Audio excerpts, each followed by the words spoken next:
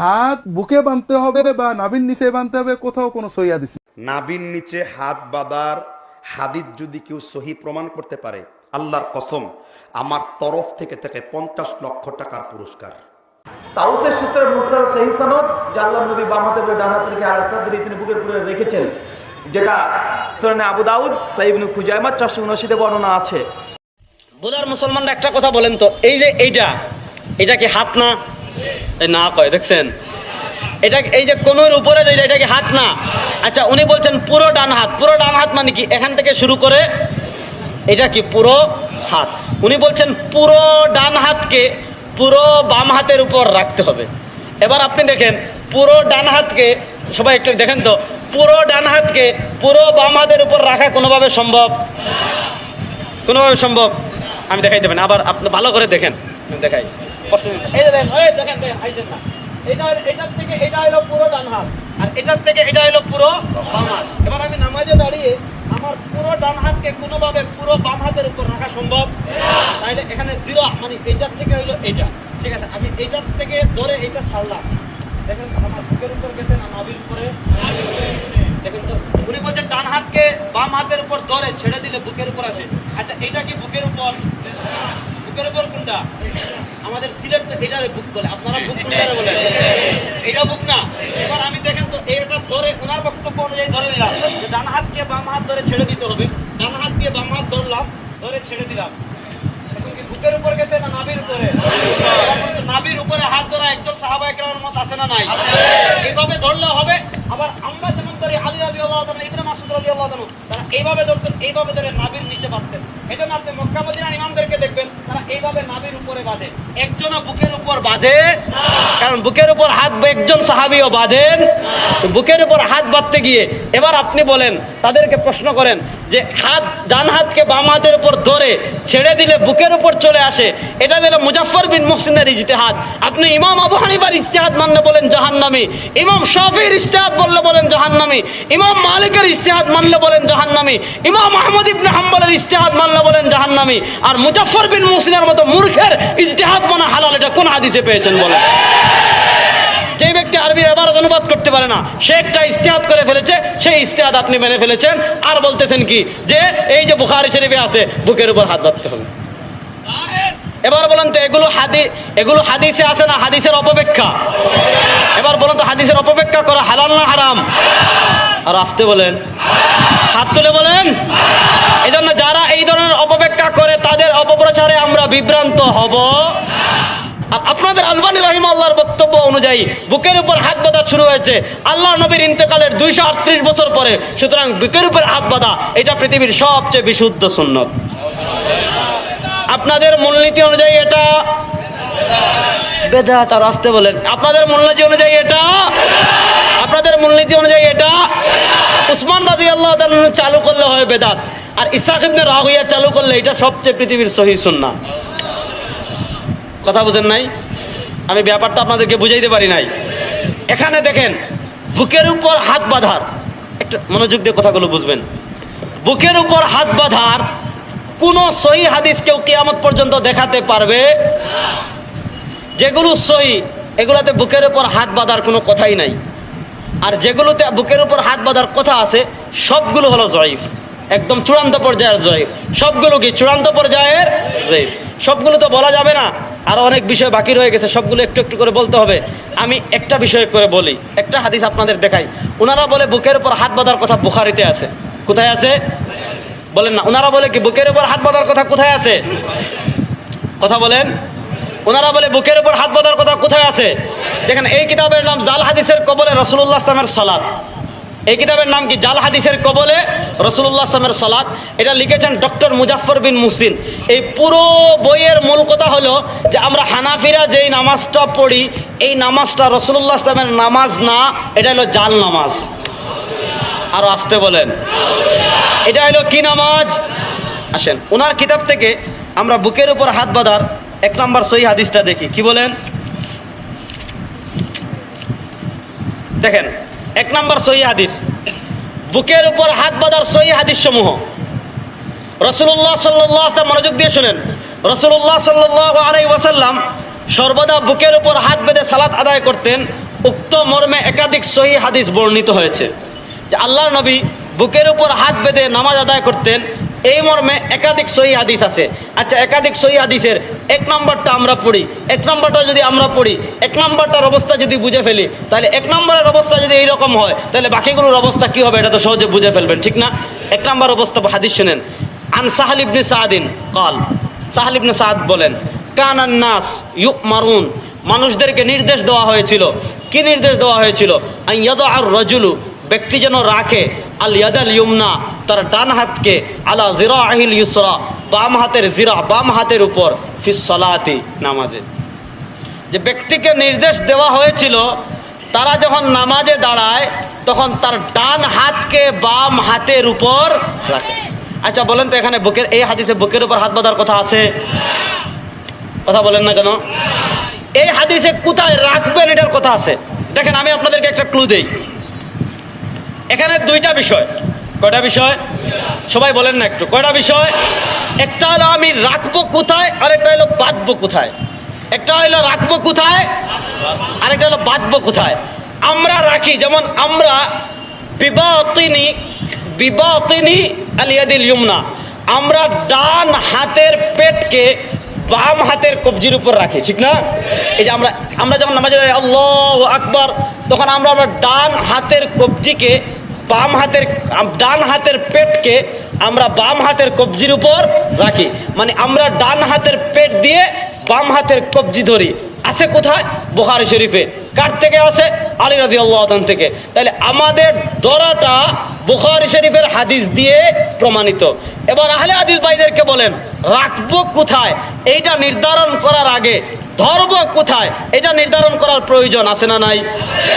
বলেন না? রাখবো কোথায় এটা নির্ধারণ করার আগে ধরবো কোথায় এটা নির্ধারণ করার দরকার আছে না নাই? দেখেন, আমাদের আহলে হাদিস ভাইরা এই বই সবগুলো বইতে বলেন যে এই যে মাযহাব চারটা হয়েছে, মুসলমানরা এত দলে উপদলে বিভক্ত হয়েছে, কি কারণে? সহিহ হাদিস না মানার কারণে। যদি সহিহ হাদিস মানতো তাহলে মুসলমানদের ভিতর চারটা মাযহাব হইতো না, মাযহাব থাকতো কয়টা?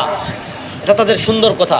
এবার দেখেন, আমাদের আহলে হাদিস ভাইরা ধরবেন কোথায়, ধরবেন কোথায় এটা নিয়ে আমাদের আহলে হাদিস ভাইদের মাযহাব হইল কয়টা? বলেন না, কয়টা? কয়টা? আপনি আমার কথা বিশ্বাস করার দরকার নাই। আপনি আজকে যাওয়ার পর ইউটিউবে সার্চ দিবেন আব্দুর রাজ্জাক বিন ইউসুফের নামাজ, কাজী ইব্রাহিমের নামাজ, মতিউর রহমান মাদানির নামাজ, মুজাফফর বিন মুহসিনের নামাজ, যত আহলে হাদিস শায়েখ আছে তাদের নামাজ সার্চ করে দেখবেন। একজনে বুকের উপর, সবাই বুকের উপর হাত বাঁধে, কিন্তু ধরার নিয়ম এক একজনের। একজন এইভাবে ধরে, এইভাবে ধরে, এইভাবে বুকের উপর বাঁধে, আরেকজন এইভাবে ধরে, এইভাবে ধরে, এইভাবে বুকের উপর বাঁধে, আরেকজন এইভাবে বুকের উপর বাঁধে, আরেকজন একবারে এইভাবে বাঁধে। এবার আপনি বলেন, বুকের উপর বাঁধা এইটা নির্ধারণ করার আগে ধরবো কোথায় এটা নির্ধারণ করার দরকার আছে না নাই? এবার তারা আপনাকে এসে বলবে যে ভাই আল্লাহ এক, নবী এক, কোরআন এক, জান্নাত এক, জাহান্নাম এক, মক্কা এক, মদিনা এক, সব কিছু এক, মাযহাব চারটা কেন? পরে নাই প্রশ্ন করে না? আপনি বলবেন যে চেয়ারম্যান সাহেব তো বলবে যে আসলে কথা ঠিক, যে আল্লাহ এক, নবী এক, কোরআন এক, হাদিস এক, মাযহাব চারটা হইল কেন? আপনি তারে পাল্টা প্রশ্ন করেন, আল্লাহ এক, নবী এক, জান্নাত এক, জাহান্নাম এক, কোরআন এক, মক্কা এক, মদিনা এক, হাত ধরার ক্ষেত্রে আপনাদের 6টা মাযহাব কেন? ঠিক আছে না? 2 রাকাত নামাজে, বলেন কয় রাকাত নামাজে? 2 রাকাত নামাজে বাংলাদেশি আহলে হাদিসের মাযহাব হলো 39টা। আর আসতে বলেন, 2 রাকাত নামাজে বাংলাদেশি আহলে হাদিসের মাযহাব কয়টা? এটা ঘটনা শোনাই। গত মাসে আমাদের ফতুল্লাতে মুজাহিদ কমিটির মাহফিল, আমি নায়েবে আমির শাহ হুজুর, হাফিজুর রহমান সিদ্দিক সাহেব, আমরা 3 জনের বয়ান। এখন এই ভাইয়েরা, আমি তো একটু আগে গিয়েছি, তো আমাদের আন্দোলনের মুজাহিদ কমিটির লোকজন মানে মেহমানদেরকে যে বসাবে, এই বসানোর জায়গা করেছে একদম মাহফিলের সাথে আহলে হাদিস মসজিদে, এই আহলে হাদিস মসজিদে, বুঝেন নাই? একদম বিছানা টিছানা বসাইছে। এখন আমি তো জানি না, সবার আগে নায়েবে আমির শাহ হুজুর তো গিয়ে সরাসরি স্টেজে উঠে, এটা হলো হাফিজুর রহমান সাহেবের মাদ্রাসার পাশে, হাফিজুর রহমান সাহেব তার মাদ্রাসা থেকে যাবে, আমি গেছি দূর থেকে, আমি গিয়ে শুধু বসছি। এসার আগে আমি বসছি, চাটা খাইছি। এখন যেহেতু আসছি, এখন নামাজ না পড়ে যদি বাইর হয়, তো নামাজ আমাদের এক ভাই পড়াইছে, নামাজও পড়লাম। এখন আহলে হাদিস ভাইয়েরা আমার আশেপাশে দাঁড়াইছেন। এখন আমরা যখন, মনোযোগ দিয়ে বুঝেন, আমরা যখন সামি আল্লাহু লিমান হামিদা বলে উঠে কি আমরা হাত বাঁধি? বলেন না কেন? হাত ছেড়ে দেই। তো আহলে হাদিস ভাইদের আমি দেখলাম কিছু মানুষ হাত বাঁধছেন, সামি আল্লাহু লিমান হামিদা বলে, কিছু মানুষ হাত বাঁধছেন আর কিছু মানুষ আমাদের মতো হাত ছাড়া। আমি পরে বয়ানে বললাম যে ভাই আমি তো আসলে খুব পড়াশোনার লোক না, আমার একটা খটকা লাগছে। কি খটকা? যে আপনাদের একজন ইমাম আছেন, ওনার নাম হলো বিন বাজ, শেখ বিন বাজ রাহিমাহুল্লাহর ফতোয়া হলো যে আপনি যখন সামি আল্লাহু লিমান হামিদা বলে দাঁড়াবেন তখন হাত বাঁধবেন। শেখ আব্দুল্লাহ বিন বাজ সৌদি আরবের গ্র্যান্ড মুফতি ছিলেন, যে আপনি হাত বাঁধবেন, তো আপনি বাঁধলেন, ঠিক আছে, বিন বাজের ফতোয়া মানলাম। আবার আরেকজন শেখ আছেন, তার নাম হলো শেখ নাসিরউদ্দিন আলবানী, তার নাম হলো কি শেখ নাসিরউদ্দিন আলবানী। এই যে ওনার লেখা নবীজি সাল্লামের সালাত সম্পাদনের পদ্ধতি, আলবানী রহিমাহুল্লাহর লেখা, অনুবাদে সম্পাদন আকরামুজ্জামান বিন আব্দুস সালাম, প্রকাশনায় তাওহিদ পাবলিকেশনস। এই বই আলবানী রহিমাহুল্লাহ লিখেছেন আরবিটায় যে সামি আল্লাহু লিমান হামিদা বলে আপনি যখন দাঁড়াবেন তখন এইভাবে আবার হাত বাঁধা, এটা হলো বিদআতু যালালা, একদম ভ্রষ্টতাপূর্ণ বেদাত। তাহলে বিন বাজ বললেন সুন্নত, বিন বাজ বললেন, আলবানী বললেন। এবার আমি বললাম যে ভাই আমি তো আসলে বুঝি না, কারণ আপনারা বলেন সহিহ হাদিস থাকলে আর কোনো মত ভিন্নতা থাকবে না। তো সহিহ হাদিস তো আপনাদের কথা অনুযায়ী আপনাদের আলবানীর কাছেও আছে, সহিহ হাদিস আপনাদের কথা অনুযায়ী বিন বাজের কাছেও আছে। তাহলে বিন বাজ কেন সুন্নত বললেন, আলবানী কেন বেদাত বললেন, এটা বলেন। আরবিতে একটা কিতাবে আছে আল ইজাজ ফি বাদি মাখতালাফা ফিহি বিন বাজ আল আলবানী ওয়া উসাইমিন ওয়া ইবনে বাজ, যে কোন কোন মাসআলায় বিন বাজ, উসাইমিন আর আলবানী ইখতিলাফ করেছেন। এই এক কিতাবেই প্রায় 261টা মাসআলা বলা হয়েছে, যে 261টা মাসআলায় বিন বাজ এক কথা বলেছেন, আলবানী আরেক কথা বলেছেন, আবার উসাইমিন আরেক কথা বলেছেন। 4 ইমাম 4 কথা বললে সব জাহান্নামী। এবার বলেন আলবানী, উসাইমিন আর বিন বাজ কোন দিকে গেছেন, এটা আগে বলেন। আমি ব্যাপারটা বুঝাইতে পারি নাই? এইটা হইলো ব্যাপারটা বুঝেন। তো এটা হইলো ওনাদের দলিল যে হাত বাঁধবো কোথায়। এটার ক্ষেত্রে ওনাদের বাংলাদেশি, অন্য দেশের আহলে হাদিস বাদ, শুধু বাংলাদেশি আহলে হাদিসদের মাযহাব কয়টা সেটা দেখেন। তো ওনারা বলেন, সবাই বলেন বুকের উপর বাঁধতে হবে। তো বুকের উপর হাত বাঁধার সবচেয়ে বড় দলিল কি? সবচেয়ে বড় দলিল হইলো এইটা। তো এই হাদিসে তো আমরা দেখলাম বাঁধবো কোথায় এটা নিয়ে কোনো কথা নাই। এই হাদিসে কথা আছে হাত রাখবো কোথায় এটা নিয়ে, ঠিক না? এবার দেখেন ওনারা বলে ফিক মানা যাবে না, ইজতিহাদ মানা যাবে না, কিয়াস মানা যাবে না, কোরআন সুন্নাহ বাদ দিয়ে কোনো ব্যক্তির মতামত মানা যাবে। কথা বলেন না দেখি, এই কথাগুলো আমাদের আহলে হাদিস ভাইরা বলেন কি বলেন না, যে কোরআন হাদিস বাদ দিয়ে কোনো ব্যক্তির মতামত মানা যাবে। তো আমরা বললাম ঠিক আছে, কোরআন হাদিস বাদ দিয়ে কোনো ব্যক্তির মতামত মানবো না। এই হাদিসে তো বুকের উপর হাত বাঁধার কথা নাই। এই হাদিসে আপনি বুকের উপর হাত বাঁধা পেলেন কোথায়? এটা দেখাচ্ছে মুজাফফর বিন মুহসিন, যে এই হাদিসে তো কথা নাই। উনি 220 নম্বর পৃষ্ঠায় এসে বলছেন মূলত পুরো বাম হাতের উপর ডান হাত রাখলে বুকের উপরই চলে যায়। যে পুরো ডান হাতকে বাম হাতের উপর রাখলে কার উপর আসে? দেখেন হাদিসের শব্দ হলো জিরা। হাদিসের শব্দ কি? তো জিরার অনুবাদ করেছেন পুরো ডান হাত, পুরো বাম হাত। আচ্ছা বোলার মুসলমানরা একটা কথা বলেন তো, এই যে এটা কি হাত না? না কয়, দেখছেন এটা এই যে কোনোর উপরে যেটা, এটা কি হাত না? আচ্ছা উনি বলছেন পুরো ডান হাত। পুরো ডান হাত মানে কি? এখান থেকে শুরু করে এটা কি পুরো হাত। উনি বলছেন পুরো ডান হাতকে পুরো বাম হাতের উপর রাখতে হবে। এবার আপনি দেখেন পুরো ডান হাতকে, সবাই একটু দেখেন তো, পুরো ডান হাতকে পুরো বাম হাতের উপর রাখা কোনোভাবে সম্ভব? কোনোভাবে সম্ভব? আমি দেখাইতে পারি। আবার আপনি ভালো করে দেখেন, আমি দেখাই, কষ্ট নেই। এই যে দেখেন আইছেন না, এটার থেকে এটা হলো পুরো ডান হাত, আর এটার থেকে এটা হলো পুরো বাম হাত। এবার আমি নামাজে দাঁড়িয়ে আমার পুরো ডান হাতকে কোনোভাবে পুরো বাম হাতের উপর রাখা সম্ভব? তাইলে এখানে জিরো মানে এইটার থেকে হইলো এইটা, ঠিক আছে। আমি এইটার থেকে ধরে এইটা ছাড়লাম, দেখেন তো আমার বুকের উপর গেছে না নাভির উপরে? দেখেন তো উনি বলছে ডান হাতকে বাম হাতের উপর ধরে ছেড়ে দিলে বুকের উপর আসে। আচ্ছা এটা কি বুকের উপর? বুকের উপর কোনটা? আমাদের সিলেট তো এটারে বুক বলে, আপনারা বুক কোনটারে বলেন? এটা বুক না। এবার আমি দেখেন তো এইটা ধরে ওনার বক্তব্য অনুযায়ী ধরে দিলাম যে ডান হাতকে বাম হাত ধরে ছেড়ে দিতে হবে। ডান হাত দিয়ে বাম হাত ধরলাম, ধরে ছেড়ে দিলাম। এখন কি বুকের উপর গেছে না নাভির উপরে? নাভির উপরে হাত ধরা একজন সাহাবা একরামের মত আছে না নাই? এইভাবে ধরলে হবে। আবার আমরা যেমন ধরি আলী রাদিয়াল্লাহু তাআলা, ইবনে মাসউদ রাদিয়াল্লাহু তাআলা, তারা এইভাবে ধরতেন, এইভাবে ধরে নাভির নিচে বাঁধতেন। এটা না আপনি মক্কা মদিনার ইমামদেরকে দেখবেন তারা এইভাবে নাভির উপরে বাঁধে, একজনও বুকের উপর বাঁধে। কারণ বুকের উপর হাত একজন সাহাবীও বাঁধেন।